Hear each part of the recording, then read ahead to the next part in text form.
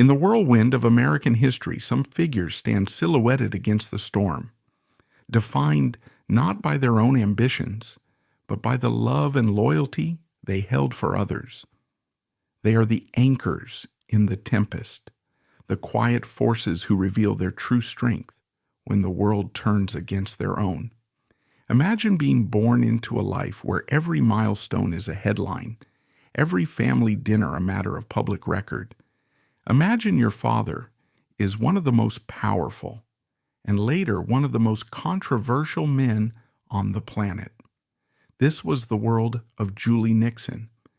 To many, she was simply a name, a face in a photograph, the youngest daughter of a president who fell from grace.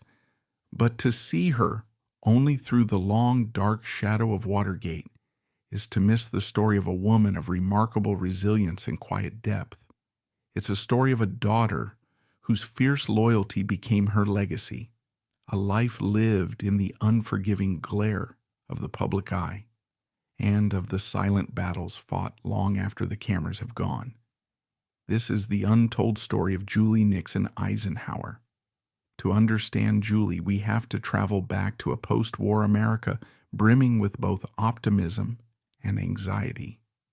She was born on July 5, 1948, in Washington, D.C. This wasn't just a place, it was the very epicenter of the political world her father, a young, ambitious congressman named Richard Nixon, was determined to conquer. From her very first breath, Julie's life was inextricably linked to the rhythm of politics. By the time she was 2, her father was a senator. By 4, he was the Vice President of the United States, serving alongside the legendary war hero, Dwight D. Eisenhower. Her childhood wasn't one of quiet suburban streets and neighborhood playgrounds. It was a life lived in the grand, echoing halls of power, where world leaders were casual visitors, and the Secret Service was a constant, silent presence. She and her older sister, Tricia, grew up under a microscope. They attended the prestigious Sidwell Friends School, their days chronicled by a press corps fascinated by the Eisenhower-Nixon White House.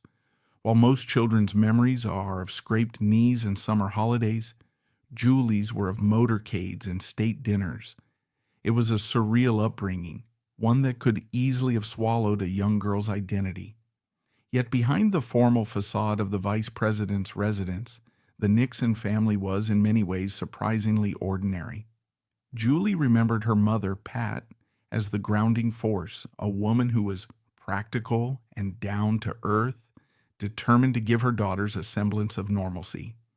It was Pat who organized the Girl Scout troop meetings and made sure their homework was done.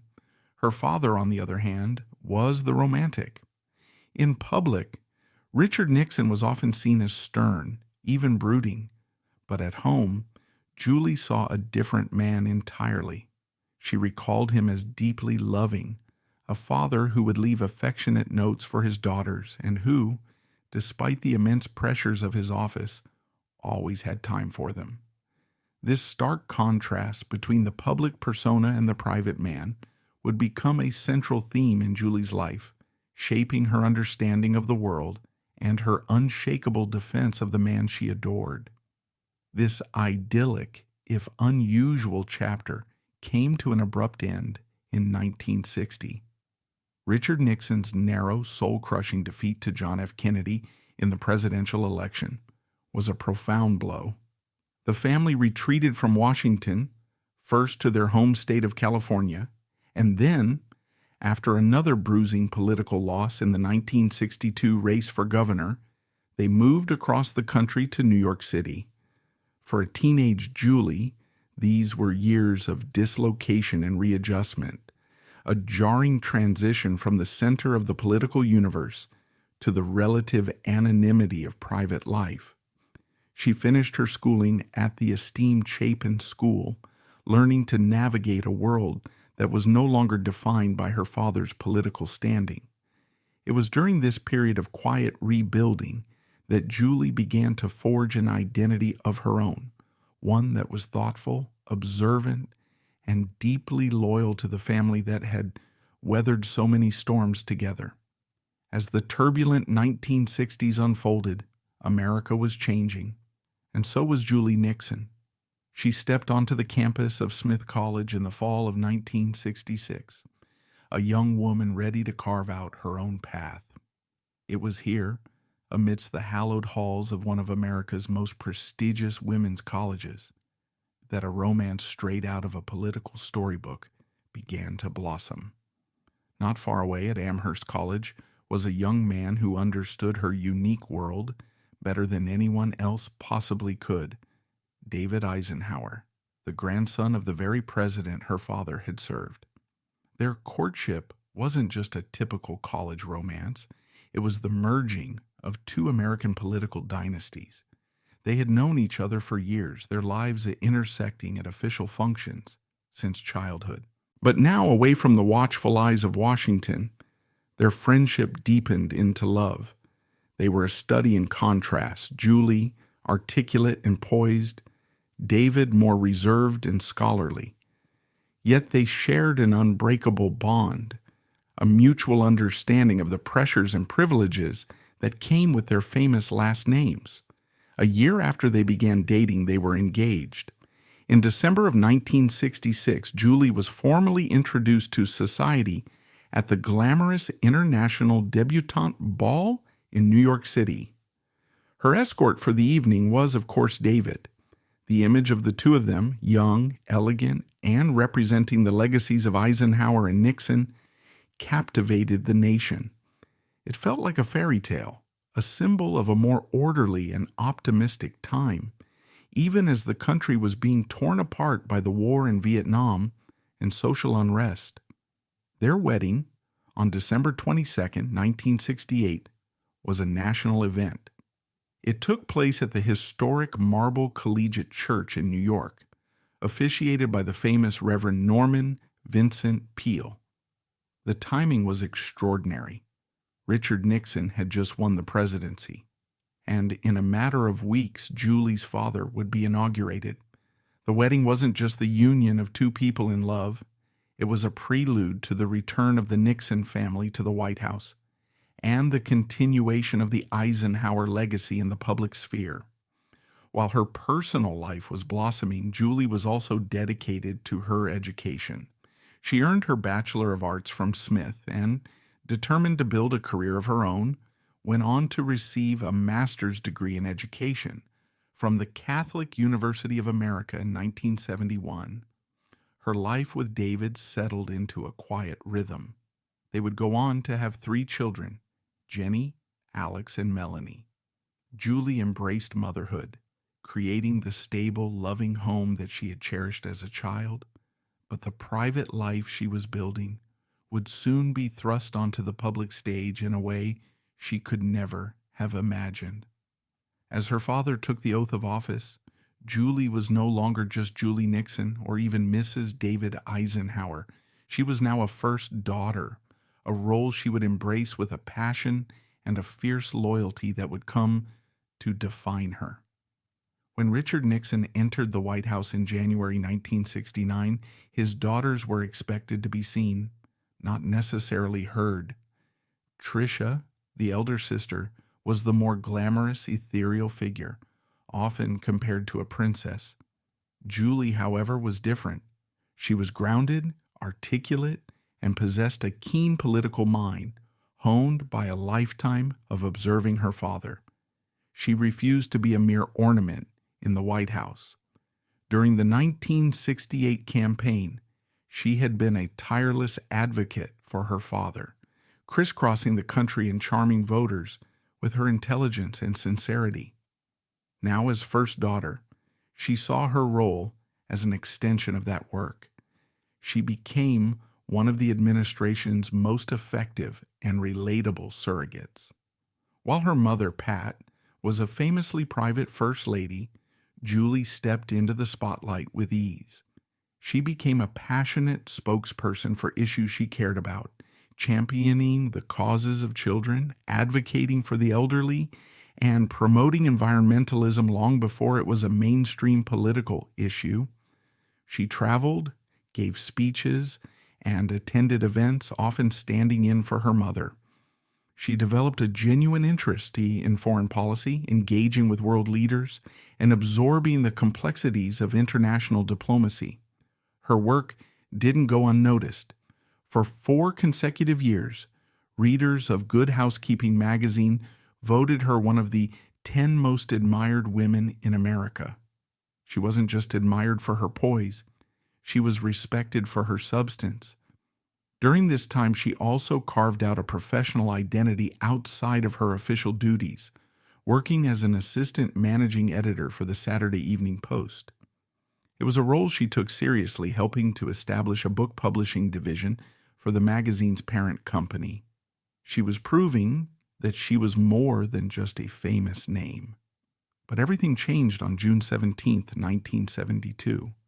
A bungled burglary at the Democratic National Committee headquarters in a Washington, D.C. office complex called the Watergate would set in motion a chain of events that would not only bring down a presidency, but would also test Julie's love and loyalty to their absolute limit. In the beginning, it was just a third-rate burglary, as the White House press secretary dismissed it. But as the months wore on, the story refused to die. The relentless reporting of 2 young journalists from the Washington Post, Bob Woodward and Carl Bernstein, began to uncover a vast conspiracy of political espionage and a cover-up that reached the highest levels of the Nixon administration. As the scandal metastasized, the White House became a fortress under siege.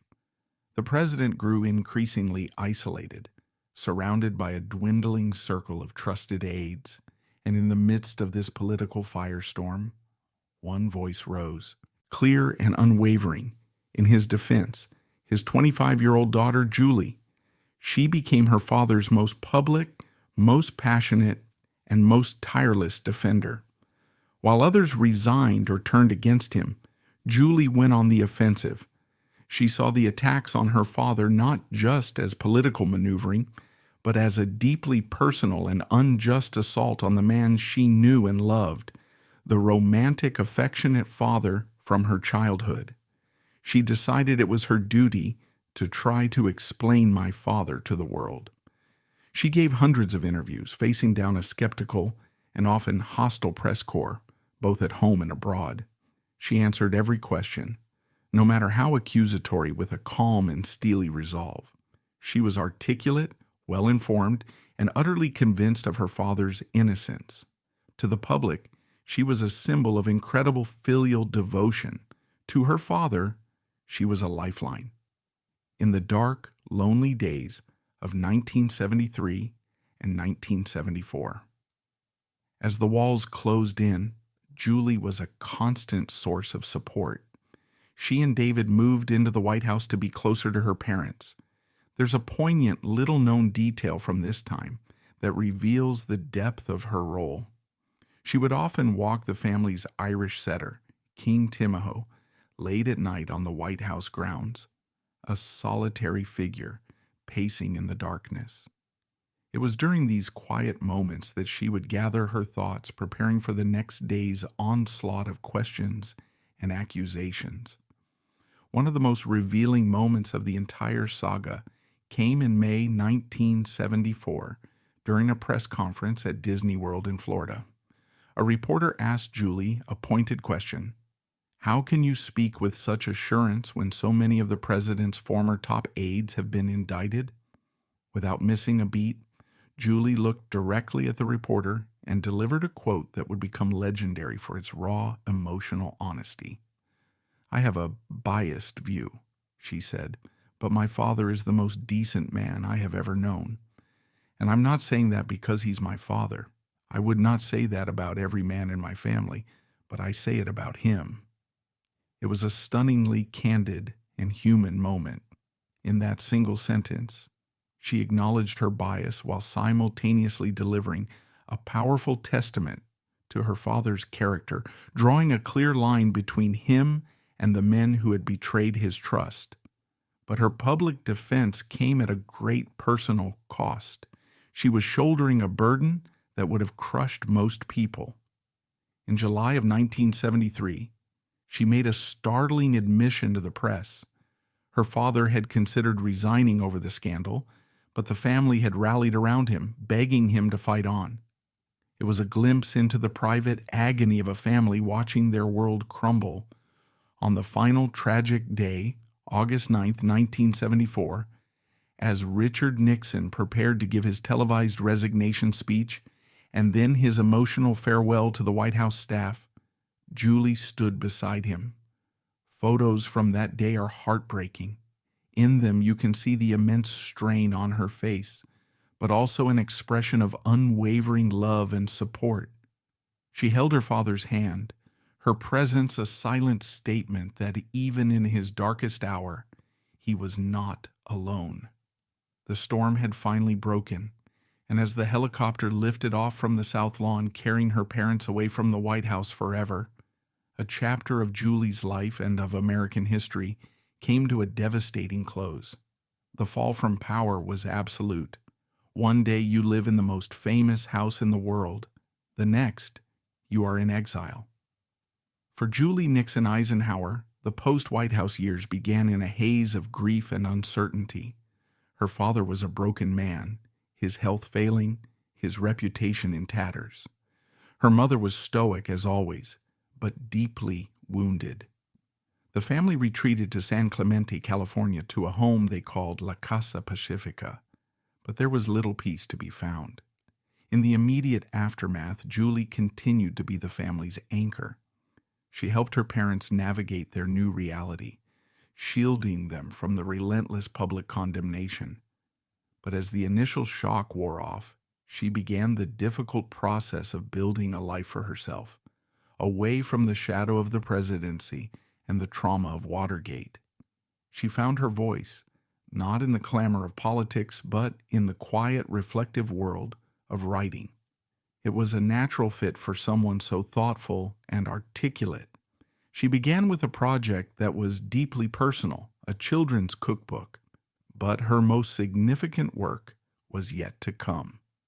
In 1986, Julie published Pat Nixon, The Untold Story.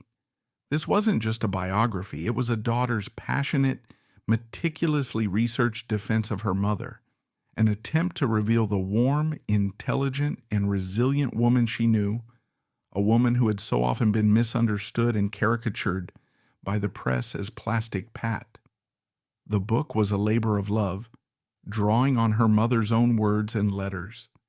It became a New York Times bestseller, and for the first time, the public saw Pat Nixon through her daughter's eyes. It was a profound act of reclamation, a way for Julie to give her mother the legacy she deserved. She followed this with other books, including Special People, a collection of profiles of inspiring individuals she had met, from world leaders to ordinary people who had overcome extraordinary challenges.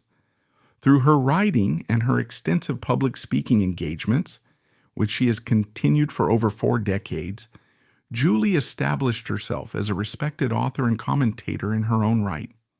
While she built her own career, her life remained deeply intertwined with service. She became a lifelong volunteer, pouring her energy into causes she believed in. For years, she was a fierce advocate for children with special needs, serving on the board of the National Adoption Center and the Please Touch Museum for Children in Philadelphia, the city she and David made their home. Her contributions were so significant that in 1991, she was named a Distinguished Daughter of Pennsylvania. Her passions were varied and often surprising. Few people know that Julie is an accomplished needlepoint artist. Her intricate designs, often with historical themes, have been used to raise funds for organizations like the Girl Scouts of America and the White House Historical Association, a quiet, creative way of giving back. But perhaps her most enduring and complex work has been the curation of her parents' legacy. This has been a path filled with both triumph and turmoil. Alongside her sister Tricia, she has been a central figure at the Richard Nixon Foundation, working to shape the way history remembers her father. Her greatest victory in this arena was her tireless campaign to have the Nixon Presidential Library in Yorba Linda, California, fully integrated into the national federally run presidential library system. For years, the Nixon Library had been a private institution which critics argued allowed for a sanitized version of his presidency. Julie believed that for her father's story to be credible, it had to include everything, the triumphs and the failures.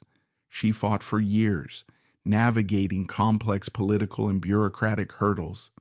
In July 2007, her efforts paid off. The Nixon Library officially joined the National Archives system, ensuring that future generations would have access to the complete, unvarnished record of his life and career. It was a testament to her belief that the full truth, however painful, was the only path to a fair historical judgment. However, this work has not been without its own controversies. In the years following her parents' deaths, her mother in 1993, her father just 10 months later in 1994, a painful family dispute erupted. A significant portion of her father's estate was left to the Nixon Library, a decision that led to a protracted legal battle between Julie, Tricia, and the library's foundation. The details were complex, but at its heart it was a struggle over control of their father's legacy and financial resources. The dispute eventually settled, but it revealed the inherent tensions in being the guardian of such a monumental and controversial figure. Julie has also been a vocal critic of how her father has been portrayed in popular culture, most notably Oliver Stone's 1995 film Nixon. She felt such portrayals created a sense of distorted history, flattening a complex man into a villainous caricature. Her fight has always been for nuance, for the recognition of the full, complicated human being she knew. Perhaps the most surprising turn in her public life has been her political evolution. Though a lifelong Republican, in 2008 during the heated Democratic primary, she made a donation to Barack Obama's campaign. It was a move that shocked many, but it spoke to her independent spirit. Later, she would return to the Republican fold, supporting Mitt Romney and, more recently, Donald Trump. Her political journey, like her life, has defied easy categorization. So why does the story of Julie Nixon Eisenhower still matter? Why should we care about this woman who has so often been defined by the men in her life? Her father, her grandfather-in-law, her husband. Her story matters because it is a profound meditation on loyalty. In an age of cynicism, where allegiances shift with the political winds, Julie's unwavering devotion to her father is both startling and deeply human. Was it blind loyalty? Perhaps. But it was also the loyalty of a daughter who believed to her core in the fundamental decency of a man the world had condemned. She forces us to ask ourselves, what would we do for the people we love? How far would we go to defend them even when the evidence seems insurmountable? Her life is also a testament to resilience. She navigated a childhood in the public eye, endured the catastrophic collapse of her family's world, and emerged not broken, but stronger. She built a meaningful life of purpose, service, and creativity, entirely on her own terms. She refused to be a victim of her circumstances, choosing instead to be the author of her own story, quite literally. And finally, her story holds a mirror to our own relationship with history. Through her work with the Nixon Library, Julie has argued for a more complete, more nuanced understanding of the past. She understands that legacy is not a static monument, but a living conversation. Her life's work has been to ensure that her father is remembered not just for his downfall, but for the entirety of his complex and consequential life. The foreign policy triumphs, the domestic initiatives, and the personal character that she knew so intimately. In the end, Julie Nixon Eisenhower is far more than just a historical footnote. She is a woman who stood in the heart of a political hurricane and refused to be blown away. She was a daughter, a wife, a mother, an author, and a quiet force who showed the world that the greatest strength is often found not in the pursuit of power, but in the steadfastness of love. Her life is a quiet but powerful reminder that even in the grand, sweeping narrative of history, the most enduring stories are always the ones about the human heart.